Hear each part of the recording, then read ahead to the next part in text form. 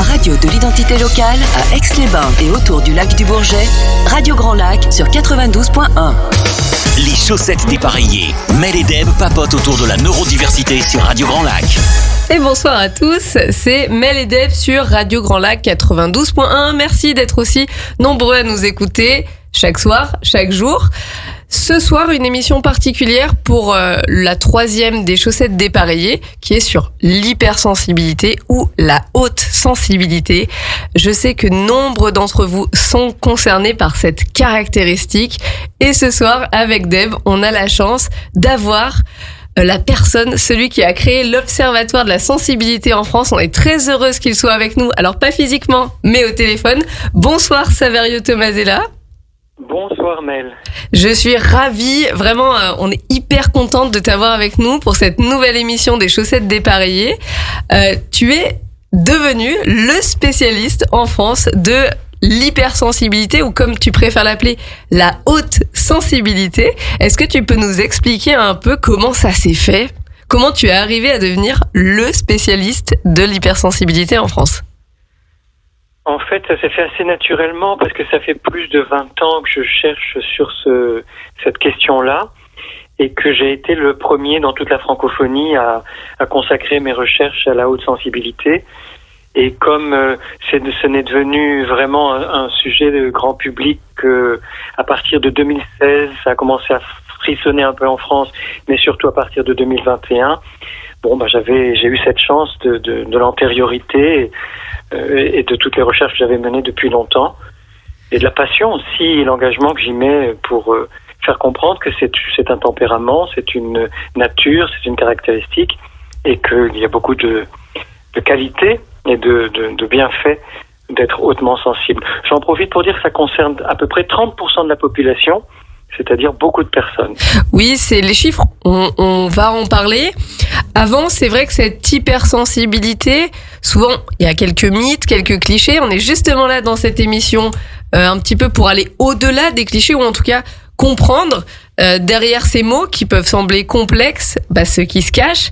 Donc, je sais que toi, tu préfères parler de haute sensibilité, même si le grand public va utiliser en majorité l'hypersensibilité. Donc, dans hyper, on entend trop cette grande sensibilité. Est-ce que tu pourrais nous donner, toi, une définition de l'hypersensibilité, de cette haute sensibilité, donc qui toucherait près de 30% des gens? Alors déjà, pourquoi on ne parle plus à l'observatoire d'hypersensibilité ? C'est parce qu'en français, le préfixe hyper est péjoratif puisqu'il veut dire trop ou excès, et qu'on a déjà beaucoup de mal à faire comprendre que la haute sensibilité, c'est une sensibilité particulière, mais c'est pas un problème. C'est pour ça que nous préférons faire comme partout ailleurs dans le monde, et notamment chez les anglo-saxons, parler de haute sensibilité. Alors qu'est-ce que c'est ? Tout simplement, c'est une sensibilité supérieure à la moyenne. Vous voyez, la définition est très très simple. Sensibilité supérieure à la moyenne.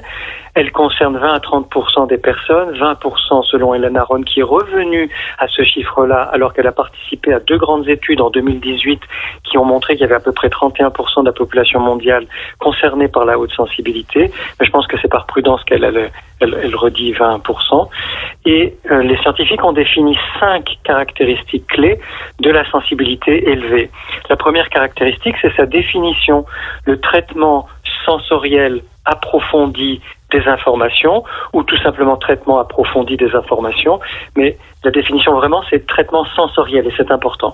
Traitement sensoriel approfondi des informations, qui veut dire que les personnes hautement sensibles ou hypersensibles sont sans filtre. Leur thalamus, qui est le centre de tri du cerveau, est en sous-activité. Il y a d'autres zones du cerveau qui sont en suractivité, mais celle-là est en sous-activité, et donc tous les stimuli, toutes les informations, qu'elles soient sensorielles, émotionnelles, intuitives, cognitives, imaginatives, toutes les informations arrivent en bloc et le cerveau n'a pas le temps de les traiter. Ce qui fait, deuxième caractéristique, que les personnes hautement sensibles vont très vite être hyper stimulées. Trop stimulées. Là, on peut dire hyper justement parce que c'est trop stimulé et ça provoque de la saturation. Et donc, c'est avant tout ça le signe clé dans la vie quotidienne des personnes hautement sensibles qui sentent qu'elles saturent dans les foules, les transports en commun, quand il y a beaucoup d'émotions, quand on leur demande beaucoup de choses, quand il y a plusieurs choses à faire à la fois, etc. Et ça va demander de faire des pauses pour apaiser le cerveau et le système nerveux. Troisième caractéristique, elle concerne les émotions, elle est aussi assez connue, puisque la personne hautement sensible va avoir plus d'émotions, à la fois des émotions plus variées, plus nuancées, plus durables, plus intenses, mais aussi, les gens disent, je suis une éponge émotionnelle, c'est-à-dire que la personne hautement sensible, elle est poreuse, elle est perméable aux émotions des autres, elle arrive dans un groupe, dans un lieu, et pof, elle sent tout de suite les émotions du groupe ou l'atmosphère dans laquelle elle entre. Quatrième caractéristique très importante, c'est le sens des subtilités et des nuances, qui fait que les personnes hautement sensibles vont être très attentives au langage implicite, pas simplement les mots qui sont dits, mais comment ils sont dits, avec quelle intonation, quel type de voix, quelle grimace, quelle mimique, quel geste, quelle posture, etc. Et souvent, c'est ça aussi qui va faire cogiter les personnes hautement sensibles. Pourquoi elle m'a dit ça de cette façon-là, ou en jetant ce regard-là, pourquoi il s'est tenu comme ça quand il m'a parlé, etc., etc. C'est-à-dire que nous sommes, je dis nous parce que je suis hautement sensible, nous sommes très impactés par tous les signaux non-verbaux dans la communication et dans la relation. Et enfin, cinquième caractéristique qui est très importante, qui n'a pas été découverte par Helen Aron et son mari Arthur Aron, mais par un pédiatre des États-Unis qui s'appelle Thomas Boyce, qui a beaucoup travaillé sur les enfants qu'il appelle orchidées, ou les enfants particulièrement sensibles. Et ça s'appelle la sensibilité avantageuse. Et c'est très important, pourquoi ? Parce que ça veut dire que les personnes hautement sensibles vont beaucoup plus bénéficier de ce qui est bon pour elles dans leur vie autour d'elles ou dans leurs relations. Mais inversement, par exemple, si un enfant très sensible grandit dans un environnement qui est malveillant, maltraitant ou simplement violent, stressant, un environnement de misère, etc., cet enfant va avoir plus de maladies, des maladies plus durables, il se blessera plus souvent, il sera plus maladroit, il aura de moins bons résultats scolaires et à l'adolescence développera des tendances à l'anxiété, voire à la dépression, voire aussi au suicide. Or, cet enfant, dans un environnement qui serait porteur pour lui, bienfaisant, à l'écoute, respectueux, etc., cet enfant aurait des meilleurs résultats scolaires, de très bonnes relations et n'aurait aucun problème de santé. Donc on voit à quel point la sensibilité avantageuse est importante. Merci beaucoup, Saverio, pour cette définition qui met le cadre dans cette émission. Donc nous, on se définit les chaussettes dépareillées sur Aix-les-Bains et autour du lac du Bourget, mais avec une diffusion encore, on l'espère, plus large grâce à Suivez le Zeb, et puis ça nous permet de faire rayonner Radio Grand Lac. On parle beaucoup de neurodiversité, la neurodiversité donc qui vient plutôt du spectre autistique, à la base des TSA, qui englobe aujourd'hui plusieurs neurofonctionnements et donc des neurodivergents. À l'évocation de la définition que tu nous as de l'hypersensibilité, je voyais Déborah en face de moi qui normalement est ma co-animatrice et qui vous présente la bibliothèque des chaussettes un peu plus tard dans l'émission. Je la voyais sourire lors de cette définition. Deb, toi tu te considères hypersensible, hautement sensible. Est-ce que cette définition de Saverio, tu t'y retrouves dedans, sur ces 5 caractéristiques ? Ah bah complètement. Après, moins du coup sur la dernière, mais en soi sur les 4 premières. Toi, tu n'as pas bénéficié donc de l'hypersensibilité avantageuse ? Bah si, en soi, mais pas dans le sens mauvais du terme, du coup. Oui, donc dans le sens avantageux. Oui, puis regarde-toi aujourd'hui, comme tu es épanouie, tout juste sortie des études, fraîchement diplômée, et pourtant déjà hyper active, puisque tu fais plein de belles choses. C'est une réussite. En effet. En tout cas, sur le niveau professionnel, cette hypersensibilité, elle t'a apporté, bien sûr, je pense, beaucoup de... C'est ça, en fait, c'est le côté où je suis quelqu'un de passionné au-delà d'être hypersensible, et quand je me lance dans quelque chose, j'aime le faire à fond. Et du coup, je me suis lancée et en l'occurrence, ça fonctionne bien. Et après, je sais que j'ai appris à utiliser mon hypersensibilité comme une force au quotidien et en tirer le positif. Comme disait Saverio, par exemple, on va avoir tendance à analyser dans une conversation toute la partie qui est non verbale ou même donc la partie verbale et on peut vite cogiter et réfléchir pendant longtemps, rester bloqué dessus. Et en fait, il faut réussir à trouver qu'est-ce qui nous a dérangé peut-être dans une façon dont on nous a parlé, pour pouvoir en tirer du positif et justement pouvoir rebondir. Et je l'utilise au quotidien avec mes clients, etc. Quand il y a quelqu'un qui est pas content ou qui est pas satisfait, je vais réussir tout de suite à comprendre pourquoi et à amener une solution plus concrète. Même presque à le sentir avant qu'il t'émette une remarque. Il y a un petit côté intuitif. Intuitif et anticipation. Saverio, quand on entend parler Déborah de passion, d'être passionnée par tout ce qu'elle fait et qu'elle entreprend, est-ce que c'est quelque chose qu'on retrouve chez les personnes hautement sensibles, hypersensibles ? Oui, tout à fait. Alors, dans mes recherches, moi, j'avais découvert quelque chose de très important qui est lié à la sensibilité avantageuse.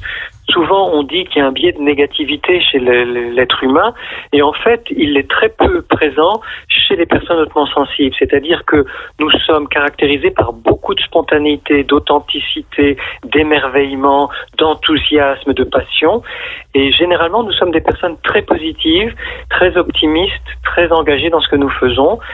Ça fait vraiment, je crois, un atout assez fabuleux pour toutes les personnes hautement sensibles. Et on en est convaincu. Ayez un hypersensible, une personne hautement sensible dans votre entourage. C'est recommandé pour la santé et c'est Saverio qui vous le dit. Et moi, j'en suis évidemment convaincue aussi pour avoir eu Déborah à mes côtés pendant 1 an professionnellement. Vous voyez, on n'arrive plus à se quitter. Du coup, maintenant, on se retrouve un mercredi sur 2 avec vous.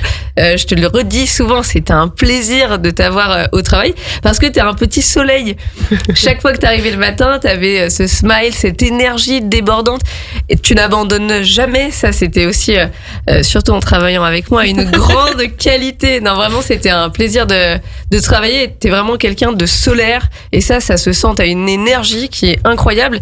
Alors, je pense qu'effectivement, ce côté hautement sensible ou hypersensible fait qu'il y a quelque chose qui se dégage. Et quand on pousse bien, puisque Saverio, tu nous parlais, c'est sûr quand on est dans un bon environnement, alors c'est valable pour tous, mais encore une fois, quand on a ces fonctionnements un petit peu différents, je pense que l'environnement et le contexte, c'est la base en fait. Le terreau, c'est la base chez tout le monde, mais encore plus quand on a ces fonctionnements atypiques. Je parlais de neurodiversité, Saverio. Est-ce qu'aujourd'hui, on peut inclure l'hypersensibilité, la haute sensibilité dans la neurodiversité ? Alors, les anglo-saxons et la Naronne en particulier ne veulent pas le faire. Je crois que c'est une question tactique, c'est ne pas vouloir qu'on fasse d'amalgame avec les troubles 10 et les troubles du spectre autistique. En revanche, nous, à l'Observatoire de la sensibilité en francophonie, de façon très large, on dit que oui, c'est une forme de neurodiversité et qu'on en est fier. Oui, de toute façon, j'ai envie de dire que la vérité, comme disait Socrate, la seule chose que je sais, c'est que je ne sais rien. Et je pense qu'après, chacun voit midi à sa porte. En tout cas, c'est vrai qu'en France, on a tendance à prendre aussi ces caractéristiques de l'hypersensibilité avec nous dans la neurodiversité. Je dis nous parce que moi aussi, j'inclus le haut potentiel intellectuel, qui pareil n'est pas un trouble et qu'on met dans la neurodiversité, et d'autres troubles, donc comme les 10, tu viens d'en parler, le trouble du déficit de l'attention avec ou sans hyperactivité, qui était le thème de notre émission il y a 2 semaines. Et d'ailleurs, quand tu évoquais les caractéristiques de l'hypersensibilité, j'ai retrouvé dans ces caractéristiques des points communs avec le TDAH notamment. Est-ce que l'hypersensibilité a tendance, comme les autres types de neurodiversité, à crosser ? Est-ce que on peut être HPI hypersensible, TDAH hypersensible, et est-ce qu'on a plus de chance? Alors je sais pas si tu as la réponse à nous donner, mais est-ce que quand on a cette haute sensibilité, cette hypersensibilité, on a plus de chance qu'une personne qui a un fonctionnement, on va dire cérébral plus classique, plus dans la norme, d'avoir un autre fonctionnement atypique? Alors oui, c'est une question très importante. Fondamentalement, on va dire que non. La haute sensibilité ne prédispose à aucune forme particulière de diversité ou de pathologie.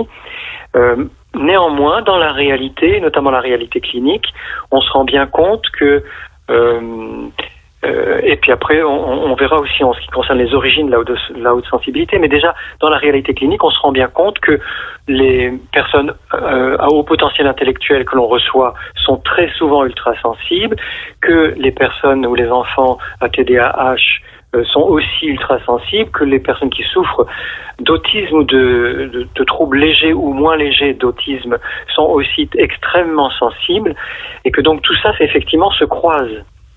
C'est marrant parce que donc la semaine dernière, on était sur cette émission du TDAH. On avait Ludivine Margerie, neuropsy sur Aix-les-Bains, qui nous disait qu'un HPI sur 3 avait un TDAH.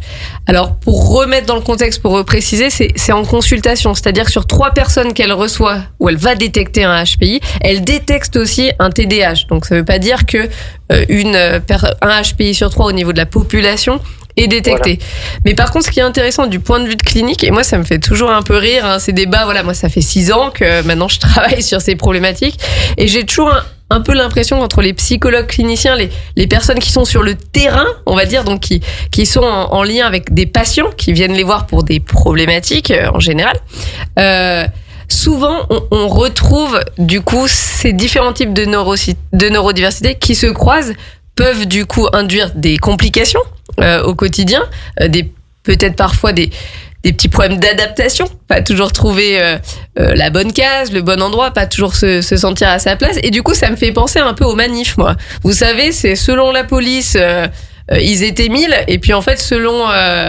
les personnes qui organisent la manifestation, ils étaient 1 million. Puis finalement, en fait, la vérité, elle se situe un peu au million, on est à 100 000, quoi. Donc, ça fait un peu les scientifiques qui font des études, on va dire, stricto sensu, assez froides, hein, sur des chiffres, voilà ce qu'on appelle les métadonnées. Et puis, la réalité, en fait, des praticiens qui reçoivent en cabinet, et eux, forcément, le chiffre explose, puisque en général, soit il y a des pathologies sous-jacentes, soit en fait des sentiments peut-être d'angoisse, d'anxiété, ou tout simplement d'avoir des difficultés à trouver sa place. Est-ce que Saverio, t'as ce ressenti-là, toi aussi, qui travaille entre justement toi le terrain et pour le coup les neuroscientifiques? Est-ce que tu ressens un petit peu parfois cet écart ou pas forcément? Oui, complètement. Et il est très fort, Charcot, qui est un des premiers fondateurs de l'hypnose à l'hôpital La Pitié-Salpêtrière, avait coutume de dire « la théorie, ça n'empêche pas d'exister ». C'est-à-dire que souvent, les théoriciens, les scientifiques, etc., ils ont des données de laboratoire, des données brutes, et ils théorisent à partir de ça. Et souvent, ils sont un peu fanatiques. Alors que nous, dans la réalité clinique de ce que nous recevons dans nos cabinets, nous voyons bien comment sont les personnes réelles. Et ces personnes réelles, elles sont beaucoup plus concernées qu'on le croit par la sensibilité élevée. Et du coup, au niveau, donc tu parlais du haut potentiel intellectuel, des personnes TDAH et même du spectre autistique, on a souvent ce biais, un peu ce cliché, encore une fois, que les personnes qui sont autistes ou qui ont un trouble autistique, là encore, souci de langage, n'ont pas d'empathie. Alors que, au contraire, on est parfois en train de prouver qu'il y a tellement, en fait, de haute sensibilité chez ces personnes qui ont un trouble du spectre autistique, qu'en fait, parfois même la communication s'en voit altérée. Est-ce que ça, c'est des choses sur lesquelles tu as pu travailler à l'Observatoire de la sensibilité ? Oui, alors c'est intéressant parce que cette question de l'empathie, elle est en fait très complexe, puisque maintenant on sait qu'il y a 4 niveaux d'empathie, mais déjà rien que les 2 premiers, la première forme d'empathie, elle est uniquement cognitive, c'est-à-dire comprendre comment fonctionne l'autre, et elle est très partagée par les psychopathes, les sociopathes, les pervers, les manipulateurs, les politiques, etc. Alors que pour être vraiment dans la compassion, il faut au moins les 2 premiers niveaux d'empathie, puisque le deuxième, c'est sentir ce que ressent l'autre. Les émotions de l'autre viennent résonner en nous. Et là, effectivement, les personnes hautement sensibles sont souvent douées d'une très grande empathie au niveau de la compassion. Pas simplement comprendre intellectuellement, mais sentir en soi ce qui se passe pour l'autre, à tel point que parfois on va sentir des douleurs dans notre corps quand ça correspond à des douleurs chez l'autre. Mais ce qui est important, c'est de comprendre que la saturation vient jouer un rôle important dans la façon dont nous recevons l'empathie et dont nous pouvons la vivre. Et la Naronne a repéré que lorsque nous sommes saturés, c'est-à-dire en hyperstimulation, nous ne sommes plus capables d'empathie. Même si nous sommes des personnes extrêmement empathiques, si nous sommes trop saturés, cette fonction-là s'arrête, elle s'inhibe pour que nous puissions, pour que notre cerveau puisse supporter cette hyperstimulation. Et dans le cas de l'autisme, je suis des parents d'enfants autistes, mais vraiment autistes, pas simplement de troubles légers de l'autisme. C'est souvent ça qui se passe, parce que les enfants autistes ou les adolescents autistes ont une extrême sensibilité, mais ils sont souvent débordés par leurs émotions. Et quand ils saturent, ils ne sont plus capables de faire preuve d'empathie. Ouais, c'est très intéressant cette notion vraiment de l'autisme, cette neurodiversité. Ça mérite d'être démocratisé parce que je pense que le grand public a une image qui est parfois très faussée en fait de ses fonctionnements. Deb, revenons un petit peu à toi. On parle d'empathie, donc toi c'est quelque chose que tu gères plutôt bien, hein, t'es pas dépassé, on va dire, par cette empathie. Je pense que la majorité du temps, c'est même un avantage pour toi.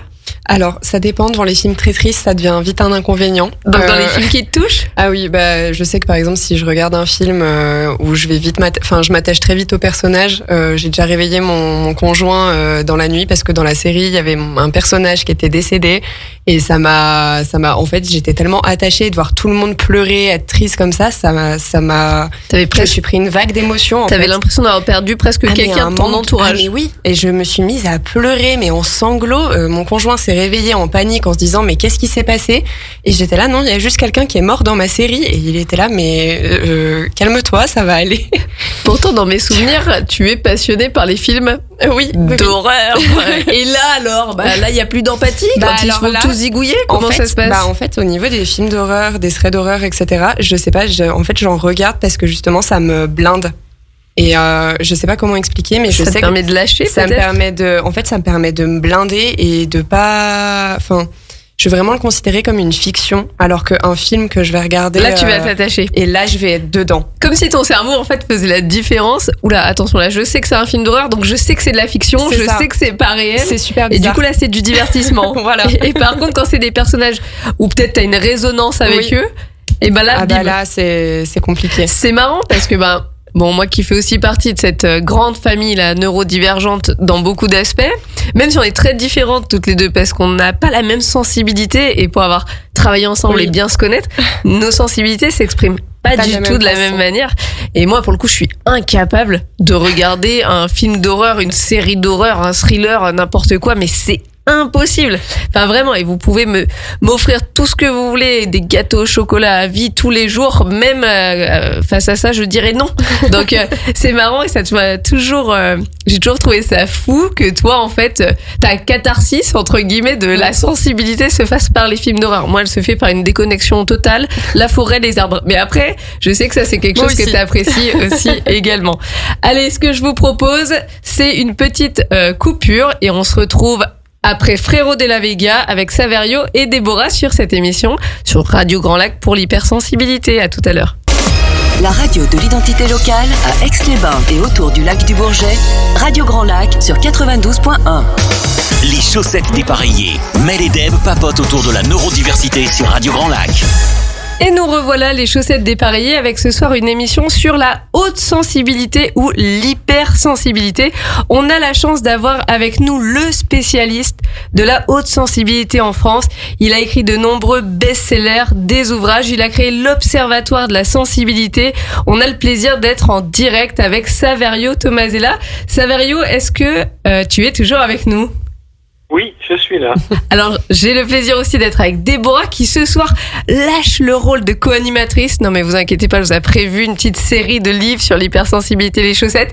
Mais c'est l'occasion de mieux la découvrir.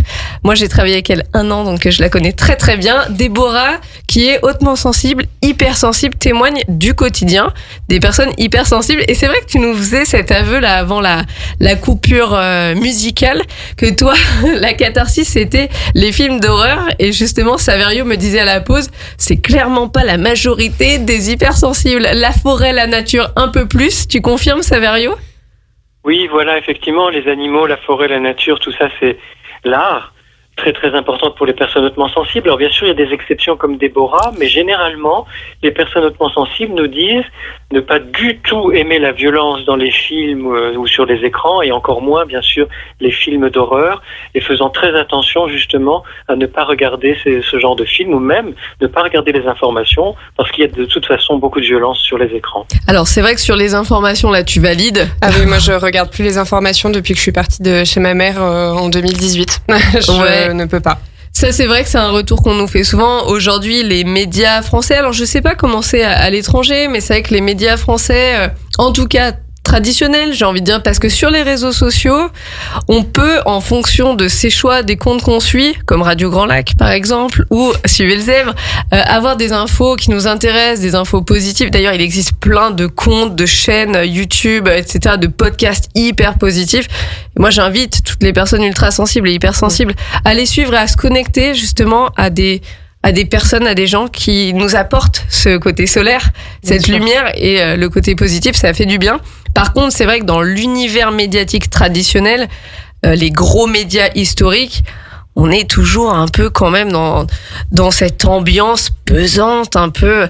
Alors c'est vrai, on vit dans un monde qui est ce qu'il est. Ne renions pas c'est pas facile à dire ça. Ce qui se passe vraiment dans le monde. Mais malgré tout, je pense que quand on est hautement sensible, hypersensible, c'est pas qu'on veut fermer les yeux sur les drames et ce qui se passe, mais c'est presque de la survie. Je sais pas ce que t'en penses, Deb, mais moi je sais que quand je regarde les informations, ça me plombe tout de suite, et après, en fait, je me retrouve avec une énergie négative qui t'angoisse, qui crée de l'anxiété. Ouais. Et je supporte pas. Du coup, c'est pour ça que je regarde pas les infos, et c'est aussi pour ça que je sais que je regarde un peu des films d'horreur, etc. Parce qu'en fait, ça me permet de mieux traiter la réalité après. Je sais pas comment expliquer. C'est plus facile d'encaisser. Mais c'est ça. Et en fait, de regarder, je pense que c'est un mécanisme que mon cerveau a créé, défense, de défense, pour justement mieux gérer ce qui se passe dans le monde. Mais je sais que je peux pas regarder les informations, sinon après je suis plombée énergétiquement, c'est horrible. Mais je pense qu'on compense chacun. On a tous nos méthodes pour compenser ce qui nous met mal, de toute façon. Vous êtes beaucoup à nous suivre en direct sur le Instagram de Suivez le Zèbre. Merci beaucoup de nous avoir rejoints sur ce créneau-là. Vous n'entendez pas Saverio Tomasella en direct puisqu'il n'est pas avec nous. Donc si vous souhaitez entendre Saverio, qui en plus est vraiment hyper calé sur la haute sensibilité, je vous invite à nous rejoindre sur radiograndlac.com, sur le direct de Radio Grand Lac. Comme ça, vous ne nous verrez pas, mais vous nous entendrez tous les trois très très bien. Donc on vous attend sur radiograndlac.com. Saverio, comment ça se passe pour ces personnes hautement sensibles, ultra sensibles, hypersensibles au quotidien? Deb dit moi énergétiquement, ces infos, ça me plombe. Tu expliquais en début d'émission que heureusement il y avait ce côté avantageux, cette hypersensibilité avantageuse qui donnait de la force, du poids, ce côté solaire.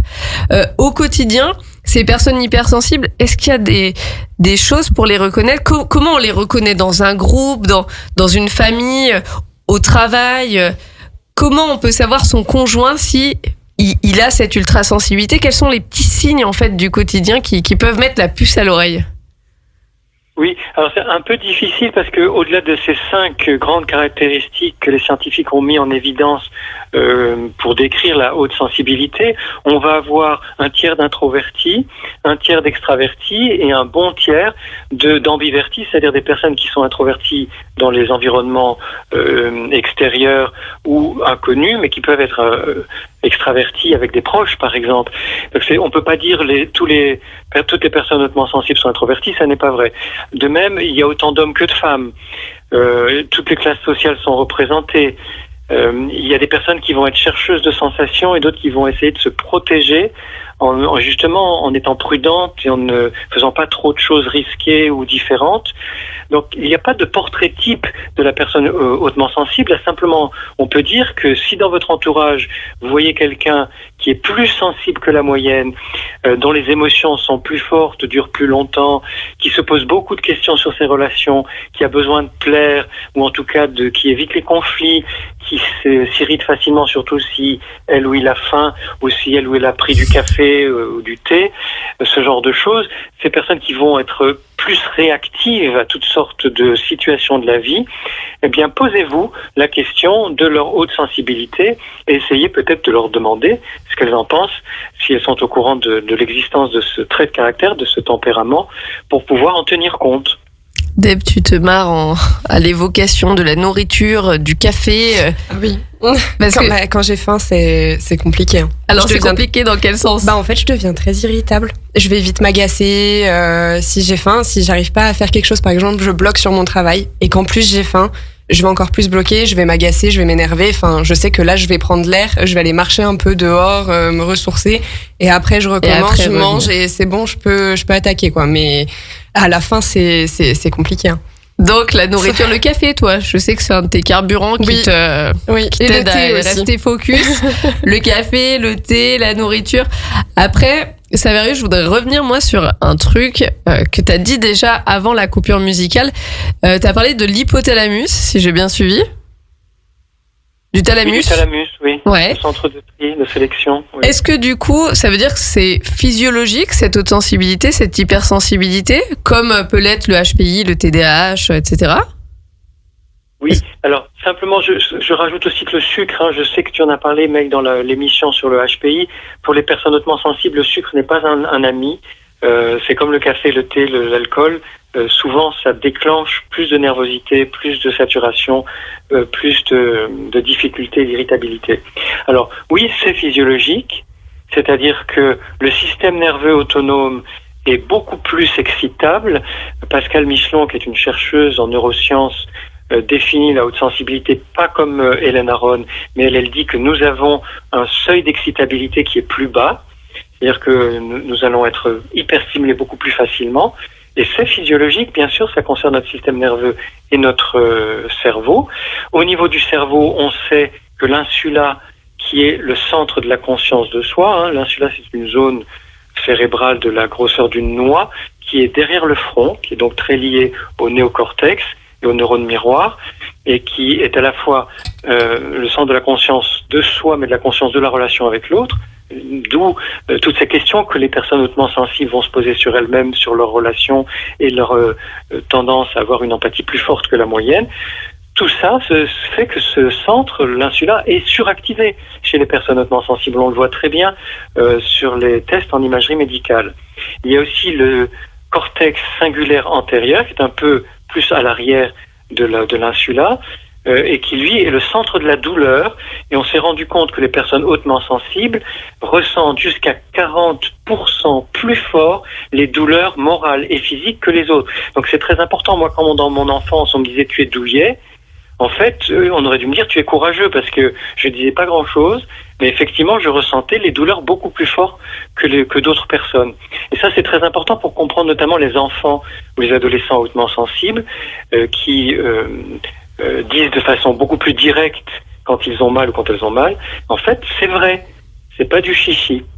Donc il y a comme ça des zones du système cérébral, du cerveau, qui sont beaucoup plus actives chez les personnes hautement sensibles. D'accord, merci Saverio. Et je ne peux pas m'empêcher de faire ce lien et je vous plains alors les garçons, les hommes hautement sensibles, puisqu'il y a déjà eu des tests faits sur les hommes dans la rue quand ils ressentaient des douleurs, notamment de règles chez les femmes. Ils étaient déjà pliés en deux, les pauvres chats. Alors imaginez, nous femmes hautement sensibles, bon malheureusement on est un peu nés physiologiquement pour souffrir, donc on s'en sort un petit peu plus, mais alors les hommes hypersensibles sur la douleur, c'est peut-être bien une des rares choses qu'on a pour nous, la maîtrise de la douleur un peu plus que les hommes, mais malgré tout les femmes peuvent être hypersensibles et du coup la sensibilité à la douleur peut être accrue chez les femmes. Et nous, malheureusement, tous les mois, on le ressent plus ou moins fort. Il y a plein de questions qui me viennent en tête, Saverio, quand on parle de ça, de cette neurodiversité, de ce fonctionnement physiologique. Est-ce que du coup, comme dans les autres TND ou HPI, les autres fonctionnements, est-ce qu'il y a une part de génétique qui est très forte et du coup d'hérédité, c'est-à-dire que en tant que personne hautement sensible ou hypersensible, on a des chances d'avoir des enfants, des frères, des sœurs, des parents qui sont également hypersensibles ? Oui, tout à fait, mais le tableau est plus complexe que pour le HPI, par exemple. C'est-à-dire qu'environ 40% des personnes hautement sensibles vont avoir une origine de leur haute sensibilité qui est génétique, qui vient de leur génome, du fait d'un gène qui est le gène d'utilisation de la sérotonine, et non pas de production de la sérotonine. Il y a autant de sérotonine dans le sang chez les personnes hautement sensibles, mais pour 40% d'entre elles, ce gène-là a un allèle plus court. Un allèle, c'est un rameau du gène qui fait que ces personnes utilisent moins bien leur sérotonine et sont donc plus fatigables, plus anxieuses, plus avoir tendance au découragement, à la déprime, plus irritables, etc. Et ça concerne donc que 40%. Les autres personnes hautement sensibles vont devenir très sensibles soit par un héritage familial, des traumatismes dans la famille, par exemple, qui sont transmis donc avant la naissance de l'enfant. Donc c'est la mémoire cellulaire, l'héritage. C'est ça, hein. Ou l'épigénétique. L'épigénétique, tout à fait. Les gènes peuvent être aussi transformés par nos habitudes alimentaires, notre culture et tous les événements de vie, dont les traumatismes. Et puis, il y a aussi ce qui nous arrive depuis notre vie intra-utérine et surtout depuis notre naissance, qui fait que soit ça va renforcer une haute sensibilité déjà existante, soit ça peut créer chez l'enfant un tempérament hautement sensible.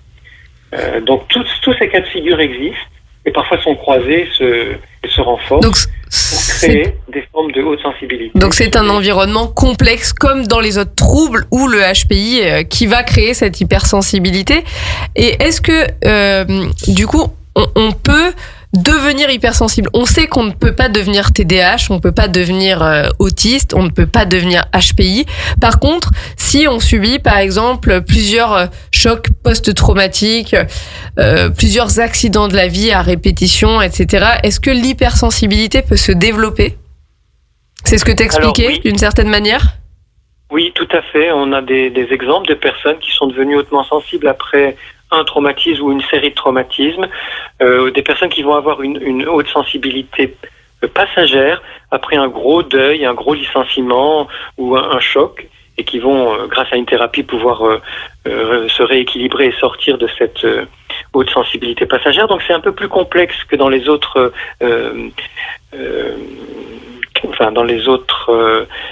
troubles ou expression d'un neurofonctionnement divergent.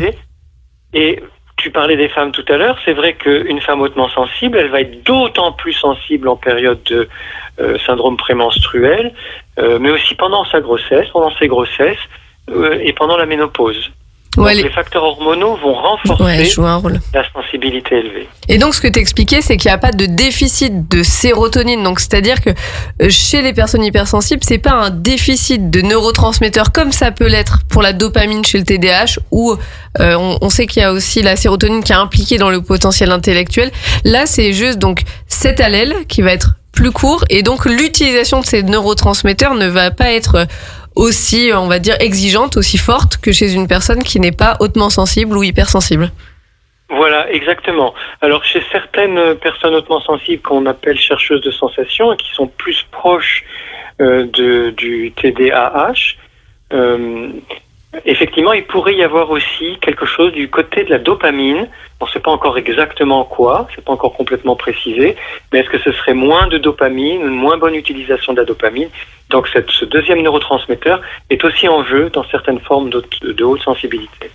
Merci beaucoup Saverio, je vous propose une nouvelle pause musique avant de se retrouver et de parler hypersensibilité et HPE, ce mot qu'on retrouve dans quasi toutes nos émissions, mais il est important vraiment je pense d'essayer d'éduquer, en tout cas sur, encore une fois, ces termes parfois méconnus du grand public, mal expliqués, complexes. Donc on va faire le point entre l'hypersensibilité, la haute sensibilité, et puis ce HPE, donc le haut potentiel émotionnel, cette notion qui est arrivée il y a quelques années suite à l'intervention de Raymond. Ah oui, Raymond. Raymond Dazan. Allez, à tout de suite. Merci beaucoup. Plongez dans le grand bain de la vie locale avec Radio Grand Lac sur 92.1.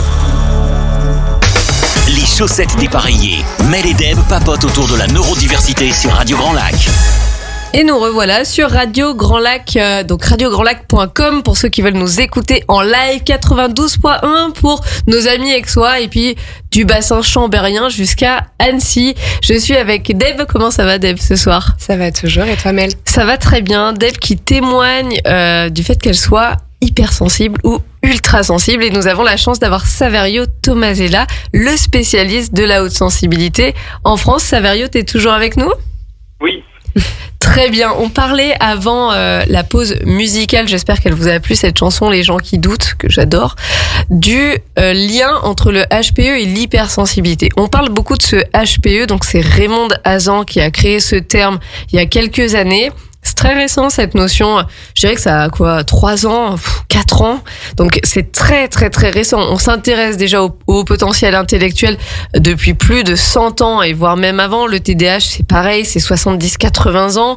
Donc ce HPE par rapport à l'histoire de la neurodiversité, même des différents troubles, et tu nous diras après Saverio sur l'hypersensibilité, Hélène Aron qui a été la première à s'y intéresser. Ce HPE, il est très récent et pourtant, il a eu, je sais pas comment dire, mais je sais pas si c'est l'effet réseaux sociaux, l'effet internet, mais en tout cas, il y a eu une résonance chez les gens qui a été tellement forte qu'aujourd'hui, la notion de HPE, donc haut potentiel émotionnel, est plus recherchée sur internet, notamment sur Google en termes de recherche, que le haut potentiel intellectuel.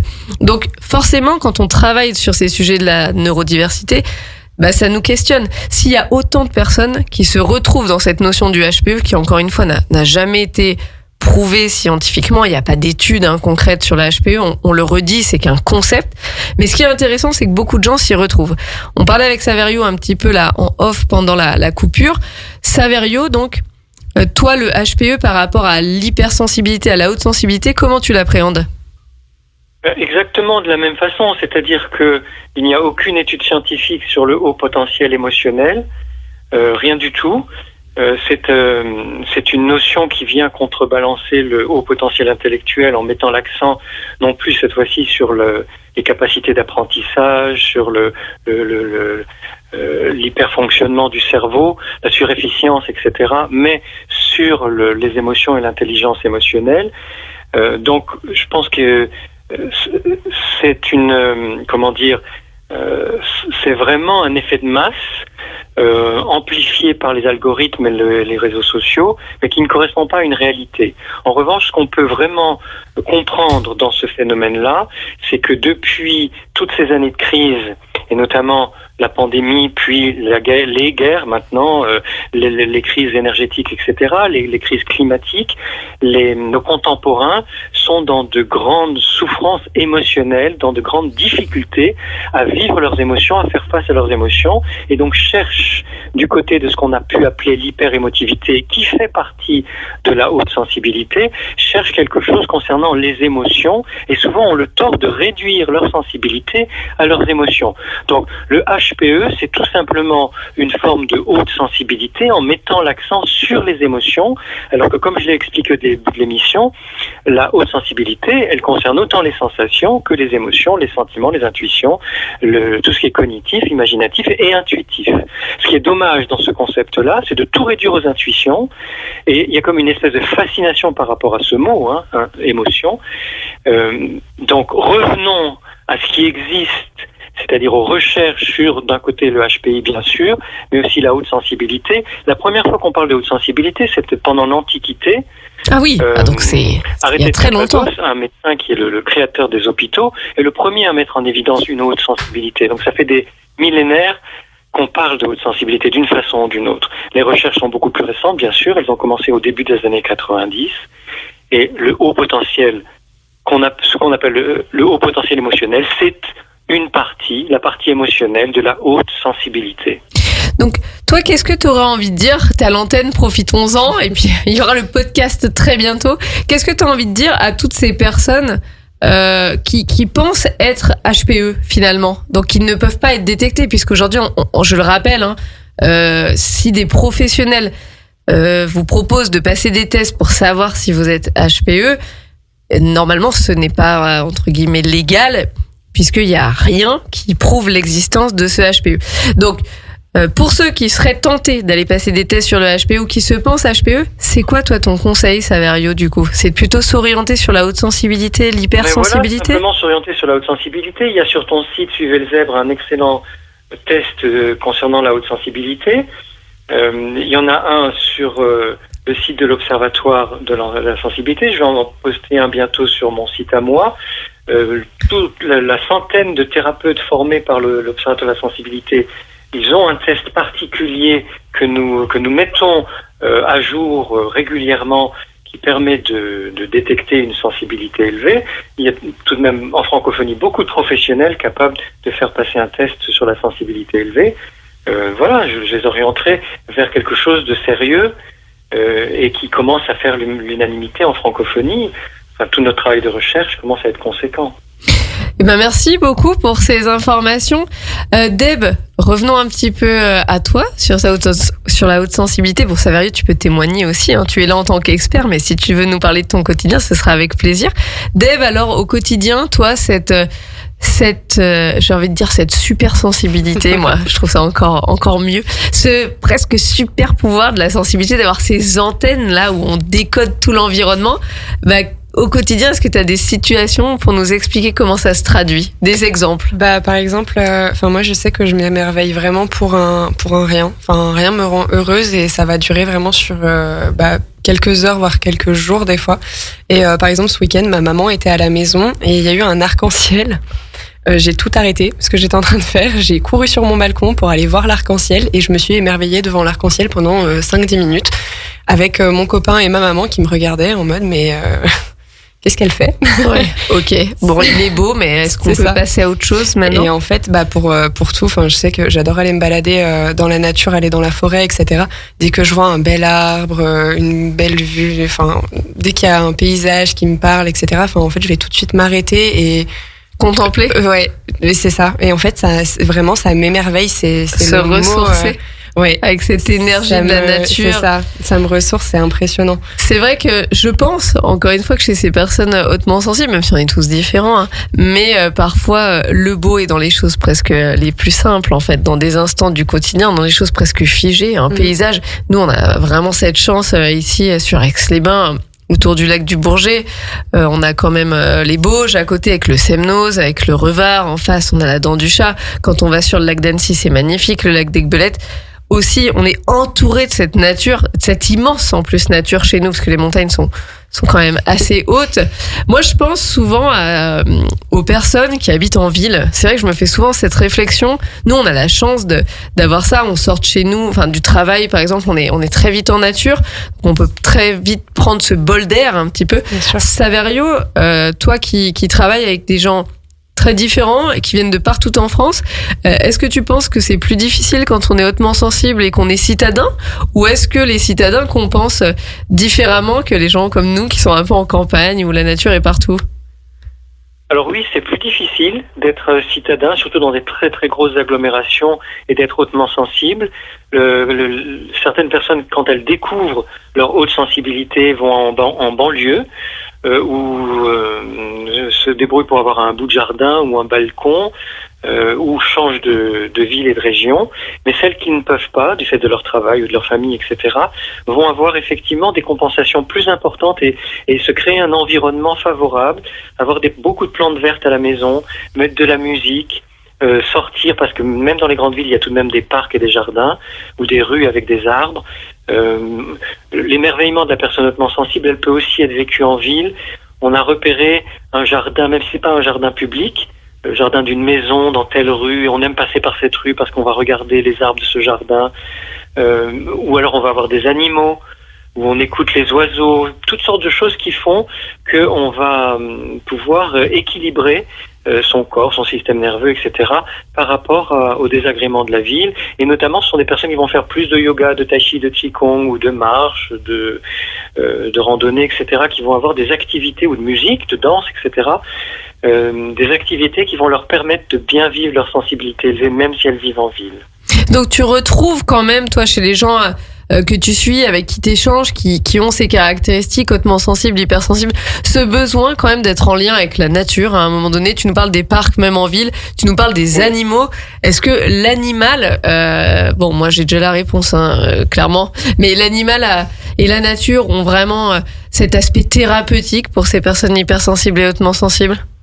Complètement, c'est fondamental, et en prendre conscience, ça aide beaucoup à s'accorder du temps pour être avec son animal, ou avec des animaux qui ne sont pas à nous d'ailleurs, ou être dans la nature, ou être dans des parcs, ou passer du temps, préférer aller manger dans un parc que manger au restaurant, sortir, faire un tour dans la rue, plutôt que de faire sa pause en restant dans le bureau ou chez soi.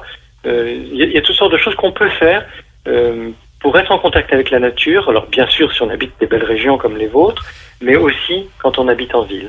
Et est-ce que, pourquoi, à ton avis, je vais peut-être te poser la question, Deb, d'abord, pourquoi toi tu as besoin de ça, d'aller te pas te confronter, parce que confronter c'est pas le bon terme, mais pourquoi t'as besoin d'aller te reposer, te ressourcer en nature ou avec les animaux? Qu'est-ce que ça t'apporte en fait? Moi personnellement, ça m'apaise. Ça m'apaise Donc de beaucoup. l'apaisement. Ouais, quand je vais je sais que j'ai l'habitude, quand on va chez mon papa, on habite dans les Bauges, on est directement dans la forêt en 10 minutes à pied, et on a l'habitude souvent, quand on est en week-end là-haut, de tous partir dans la forêt, se reconnecter dans la nature. Et je sais que ça m'apaise énormément, et quand je reviens sur Chambéry, ça recharge mon énergie. Pareil, mon chat, c'est la ronron thérapie à longueur de journée. La thérapie, j'adore. Vraiment, mon animal est toujours collé à moi. Je sais que pareil, il m'apaise énormément, et depuis que je l'ai, justement, je suis moins irritable.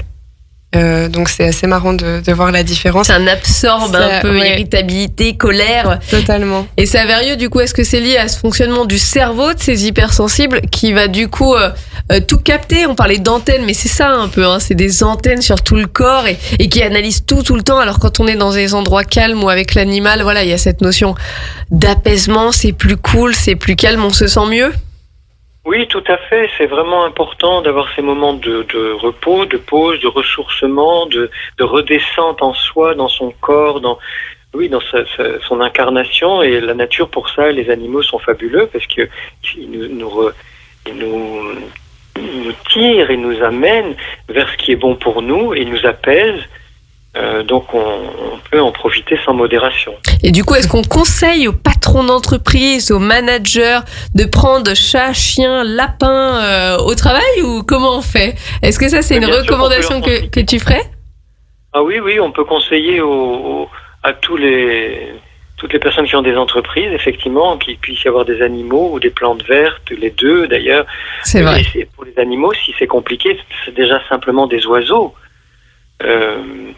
Parce que ça va beaucoup apaiser tout le monde, en fait. Parce que, comme on s'est rendu compte, Hélène Aron et d'autres chercheurs, que la sensibilité élevée concerne la sensibilité humaine à un degré plus fort. Donc, en fait, elle concerne tous les humains. Tout ce que nous faisons comme découverte sur la sensibilité élevée, ça va aider tout le monde. Et donc, prendre le temps de créer des environnements de travail qui soient meilleurs pour les personnes hautement sensibles, finalement, ça profitera à tous les employés, tous les cadres de l'entreprise. Oui, bien sûr, ça c'est tout à fait vrai. Deb, est-ce que tu es prête pour nous proposer des petits livres pour bien vivre cette hypersensibilité, pour avoir encore plus d'informations sur cette haute sensibilité, cette ultra-sensibilité, en faire une force, le vivre bien au quotidien? Et on le rappelle, Saverio nous le disait en début d'émission, 30% de personnes sont hautement sensibles. 3 personnes sur 10, c'est énorme. Donc ne pensez pas que vous êtes seul. En fait, on est plein. Et autour de cette table, on est à 100%. Donc, vous voyez, les liens, c'est important. Et surtout, ne croyez pas que personne ne vous comprend. C'est pas parce que les autres ne le disent pas qu'ils ne le sont pas. Et du coup, Deb, voyons avec toi tes petites recommandations pour bien vivre notre sensibilité, son hypersensibilité au quotidien. Alors, pour commencer, on a le guide de survie des hypersensibles empathiques de Judith Orloff. Moi, je le trouve idéal pour les hypersensibles et les empathes. En fait, ça nous rappelle, cette lecture, elle nous rappelle que l'hypersensibilité, c'est aussi une force, et surtout, il nous rassure. On n'est pas seul, on n'est pas forcément en décalage. Il y a d'autres personnes qui le vivent aussi. Donc, ce livre-là est très rassurant et réconfortant. Je le conseille donc pour apprendre et appréhender son hypersensibilité au quotidien. Ensuite, pour les enfants, il y a Je suis hypersensible et alors de Catherine Viès-Dufaux pour apprendre et comprendre l'hypersensibilité. Donc, on va retrouver des exercices, des conseils et également des exercices sur la gestion des émotions pour les enfants. Donc ça peut être très intéressant, mais également pour les parents. Ensuite, pour le travail, je vous recommande Hypersensible, 10 séances d'auto-coaching pour bien vivre sa singularité au quotidien de Fanny Marais. C'est clairement une boîte à outils qui est très complète. On va retrouver des quiz, des tests, des témoignages, des explications. Et l'avantage, c'est que c'est à la fois applicable à la vie professionnelle comme à la vie personnelle. C'est super accessible, ça nous aide vraiment pareil dans le quotidien, donc que ce soit pro ou perso. Nous, Fanny, en plus, on l'adore. Exactement. Sur Suelzep, parce qu'on interviewe hyper souvent. Et en plus, Saverio, Fanny, c'est une de tes collègues, puisqu'elle travaille avec toi. Oui, tout à fait. Fanny est extraordinaire. Elle a co-dirigé l'Observatoire de la sensibilité avec Elodie Crépel pendant 2 ans et demi. Elles ont fait un fabuleux travail. Donc oui, et son livre est est génial. Donc on recommande à Totalement. fond Fanny. Et du coup, t'en as un dernier à nous proposer? J'en ai un dernier et il met à l'honneur donc notre invité du jour, c'est À fleur de peau de Saverio Tomasella. En fait, ça va changer des livres classiques, c'est un roman, donc ça permet vraiment de découvrir l'hypersensibilité sous forme de récit. On se découvre soi-même au fil des pages, c'est un très bon livre pour en apprendre plus sur sa haute sensibilité. Saverio, tu peux peut-être nous en dire un petit peu plus? Oui, À fleur de peau, c'est un roman que j'ai écrit à partir de témoignages de femmes et d'hommes qui sont hautement sensibles pour pouvoir vraiment montrer ce qu'on vit au quotidien quand on est très sensible et comment petit à petit on peut apprivoiser cette grande sensibilité, ne plus en avoir peur et en faire un atout, une chance, une force, comme tu le disais, Déborah, tout au long de l'émission. Et un beau projet qui arrive, Saverio, puisque je fais un petit teasing, mais il y a une BD qui va bientôt sortir en collaboration avec Nathalie Priou, qui devient un peu notre illustratrice phare de la neurodiversité. Est-ce qu'on peut un petit peu parler de ce projet? Oui, alors c'est une bande dessinée qui va s'appeler Ultra Sensible, une histoire de famille, puisqu'il y aura à la fois une mère et une fille qui sont toutes les deux ultra sensibles, hautement sensibles, mais de façon différente. La mère plutôt introvertie, la fille plutôt extravertie. Ça se passe au Canada, Montréal notamment, et comme j'ai adoré ta bande dessinée HPI et son illustratrice Nathalie, eh bien c'est Nathalie qui est en train de finir d'ailleurs les illustrations de cette superbe bande dessinée. Et une sortie prévue pour quand alors? Pour la journée de la sensibilité le 13 janvier, peut-être un tout petit peu avant. Merveilleux, Génial. on a hâte, du coup on a hâte d'avoir cette belle BD entre les mains. Félicitations en tout cas pour ce beau projet. C'est vrai que la BD ça permet de démocratiser. On sait aujourd'hui que c'est le segment de livres le plus vendu en France et ça marche très fort. Donc bravo d'avoir fait une BD sur ce merveilleux thème de l'hypersensibilité. On espère que ça aidera beaucoup de gens. Merci. Petite pause musicale, Dave? Allez, c'est parti avec Calm Down de Rema. À Aix-les-Bains et autour du lac du Bourget, Radio Grand Lac, la radio de l'identité locale. Les chaussettes dépareillées. Mel et Deb papotent autour de la neurodiversité sur Radio Grand Lac. Merci à tous de nous écouter sur Radio Grand Lac. Je suis avec Déborah et Saverio Tomasella pour parler de l'hypersensibilité. Il nous reste un petit peu moins de 10 minutes, mais rassurez-vous, vous pourrez retrouver l'intégralité de l'émission sur la chaîne YouTube de Radio Grand Lac et sur la chaîne YouTube de Suivez le Zèbre. Aujourd'hui, un live un petit peu compliqué puisque Saverio n'est pas avec nous, mais on a la chance déjà de l'avoir au téléphone. Saverio, est-ce que tu es toujours là ? Oui, je suis là. Merci beaucoup d'être avec nous ce soir. Et pour terminer les quelques minutes qui nous restent avant la fin de l'émission, ce que je vous propose, c'est qu'on parle un petit peu de ces outils, de ces leviers pour bien vivre son hypersensibilité, son ultrasensibilité au quotidien. C'est vrai que quand on pense ultrasensibilité, haute sensibilité, hypersensibilité, on va penser aux émotions, mais il y a aussi les sens qui peuvent être impactés. Je dis pas de bêtises, Saverio ? Oui, tout à fait. C'est compliqué par rapport au bruit, aux lumières, aux odeurs fortes, à certains parfums. Ça, c'est vraiment une caractéristique phare de la haute sensibilité également. Oui, tout à fait. Les étiquettes qui grattent ou certains textiles. Et ça, dès l'enfance, on a du mal avec ces choses-là. Et c'est important de l'accepter, alors que déjà les parents l'acceptent par rapport à leur enfant, et surtout que les parents ne disent pas arrête tes caprices, parce que l'enfant est vraiment dérangé par tout ça. Et puis qu'on trouve comment faire pour avoir moins de lumière, moins de bruit, les textiles qui nous conviennent, les matières dans lesquelles on se sent bien, et les odeurs, les saveurs, et l'alimentation aussi qui nous convient bien. Alors l'alimentation, c'est vrai qu'on en parle beaucoup dans cette émission, puisque dans la neurodiversité, l'alimentation a un impact très fort. Toi, Deb, par exemple, est-ce que tu as une alimentation, enfin il y a des choses où tu sais quand tu vas les manger tout de suite, soit ça va te pomper au niveau de l'énergie, enfin tu vas pas te sentir bien, ou au contraire, quand tu manges ça, tu sais que ça va être taquet, tu peux tenir toute la journée, l'après-midi. Est-ce que tu le sens les sens sur toi, que ce soit le bruit, la lumière, ce que tu manges aussi, le sommeil, j'imagine que ça a aussi un impact très fort sur ces personnes hautement sensibles ou hypersensibles. Alors oui, totalement. Moi je sais qu'au niveau de l'alimentation, j'essaye de manger pas mal de légumes. Après pareil, j'ai donc toujours t'évites le sucre, comme on l'a dit précédemment. Par exemple, au petit déjeuner, je vais déjeuner du salé au lieu du sucré. J'ai de la chance d'avoir mes parents qui ont un jardin, qui vont nous refiler à chaque fois plein de légumes les week-ends quand on redescend. Donc on a plein de bons légumes à manger. Donc ça c'est pareil, ça a quand même un gros impact sur mon hypersensibilité au quotidien. Tu sens que si tu fais une soirée raclette un peu chargée en alcool, c'est compliqué. On finit à 2-3 heures du mat, le lendemain est dur. Oui, totalement. Bon, il est dur chez tout le monde, de manière générale, quand même, l'effet raclette, soirée, vin. Mais c'est vrai que chez ces personnes, encore une fois, qui ont ce fonctionnement, en fait, on me dit toujours, ouais, mais comme tout le monde. Ouais, mais imaginez l'intensité, en fait. C'est vraiment ça. Faut voir, soit c'est TND, les troubles du neurodéveloppement, soit le HPI qui n'est pas un TND et l'hypersensibilité qui n'est pas un TND non plus, mais juste des neurofonctionnements différents.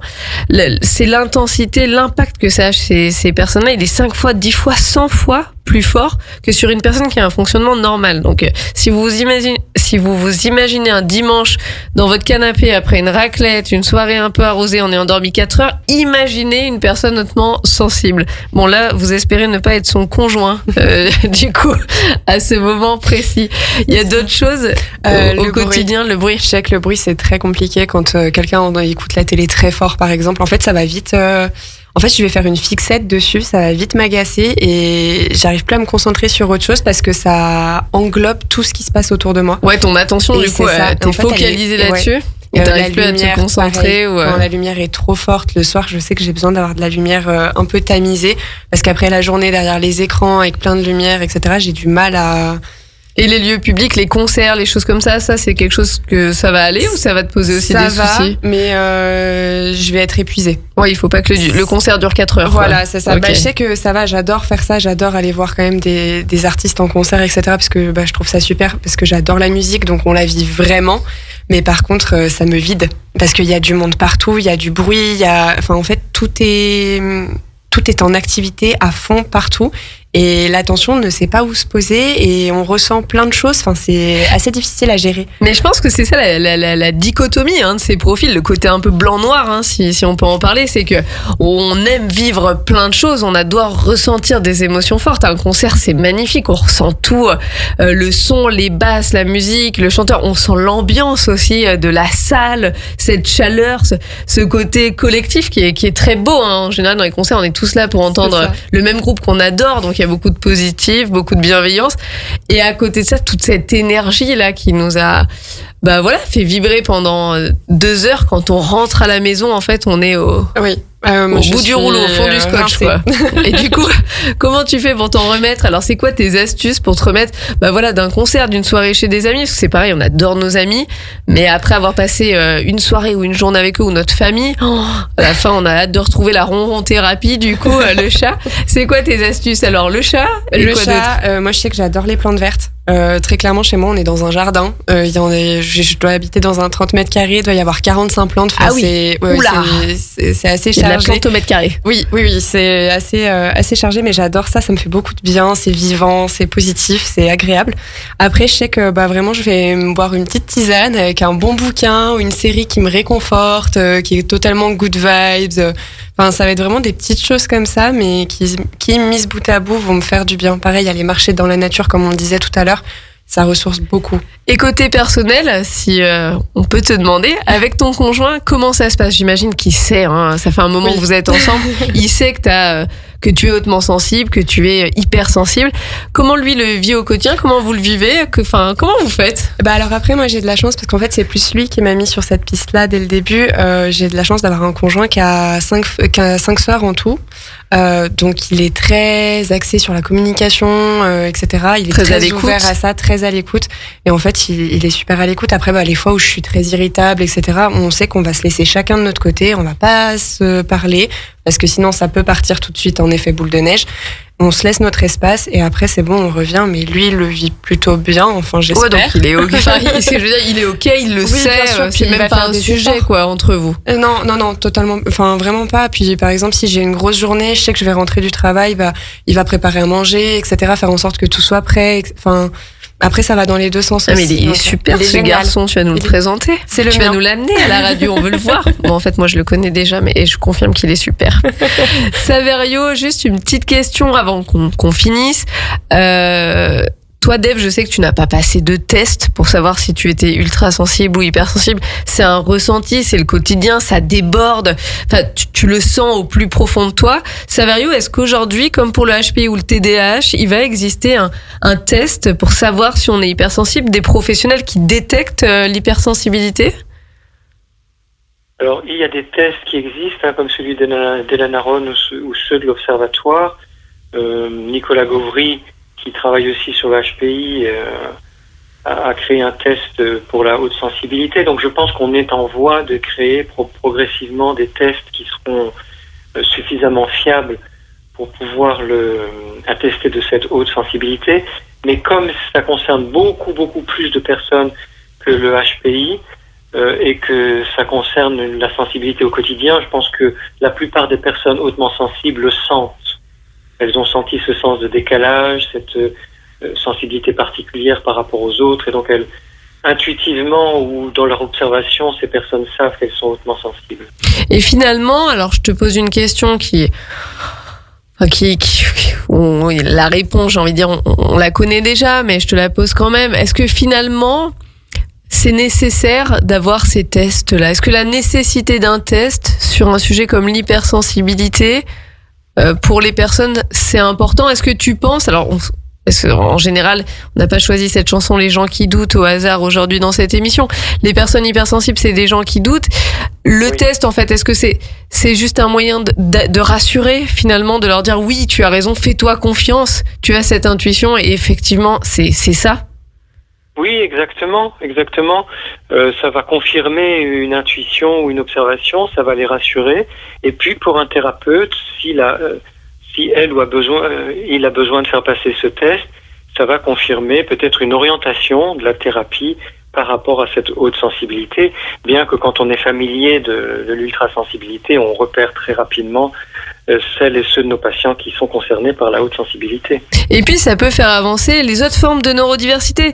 Aujourd'hui, il y a par exemple un débat chez les neuropsys ou les psychologues sur le haut potentiel intellectuel. Certains affirment que les personnes qui ont un haut potentiel intellectuel auraient également cette hypersensibilité, cette haute sensibilité, là où d'autres neuropsys font vraiment le distinguo en expliquant que non, l'un n'entraîne pas l'autre. Peut-être que ces tests d'hypersensibilité, de haute sensibilité, en transverse dans ce qu'on appelle justement les diagnostics différentiels, dont on parlait la semaine dernière avec Ludivine Marjorie, où en général aujourd'hui on fait de plus en plus le HPI couplé au TDAH, ça peut être aussi une piste de savoir finalement quelle est la proportion de personnes HPI qui ont aussi cette hypersensibilité. Tout à fait. Merci Saverio, on doit passer l'antenne. C'était vraiment un plaisir, cette émission est passée à une allure folle. Merci beaucoup d'avoir été avec nous, on est vraiment ravis d'avoir pu partager ce moment avec toi et d'avoir eu la chance de t'avoir en direct sur cette radio locale de Radio Grand Lac, c'était vraiment génial. Donc un immense merci d'avoir de nous avoir donné ton temps si précieux, on est vraiment ravis. Merci beaucoup Saverio. Deb, merci. Avec grand plaisir. On se revoit petit bond dans le temps dans 2 semaines pour notre prochaine émission. Et en attendant, vous pouvez retrouver l'intégralité de l'émission sur Radio Grand Lac, sur la chaîne YouTube et puis sur Suivez le Zeb. Merci à tous de nous avoir suivis. Merci à Sandra pour la technique d'avoir été avec nous. C'est toujours un plaisir, Sandra, de t'avoir. À très bientôt pour notre émission Les Chaussettes dépareillées sur Radio Grand Lac. Très bonne soirée à tous. Radio Grand Lac.